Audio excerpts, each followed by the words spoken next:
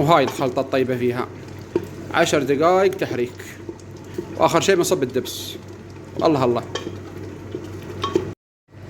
ما شاء الله تبارك الرحمن. هالحين من خفت السوائل فيها، هالحين بنحطي هالدواء هذا الدبس. ما شاء الله ما شاء الله، دبس عمان اسميه دبس يرمس. ما شاء الله تبارك الرحمن تبارك الرحمن ما شاء الله. ما بنزيده وايد لانه هي الروح اصلا انت حلاوه فيها، طعم الحلاوه. عقب ما صبينا الدبس شوف اللون اللي بيطلع هالحين الطيب. يا سلام يا سلام يا سلام. عصيدة ترمس ما شاء الله. بخليها على نار هادية لين تغلظ.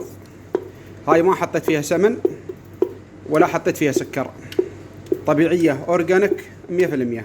ما شاء الله شوف اللون كيف يصبغ دبس ما شاء الله. وهذه اللمسات الأخيرة. يا سلام يا سلام يا سلام. عصيدة ترمس ما شاء الله ما شاء الله، كيف تنسمع ريحتها ما شاء الله تبارك الله ما شاء الله. الحمد لله، اللهم ادمها من نعمه واحفظها من الزوال. عصيدة البوبر.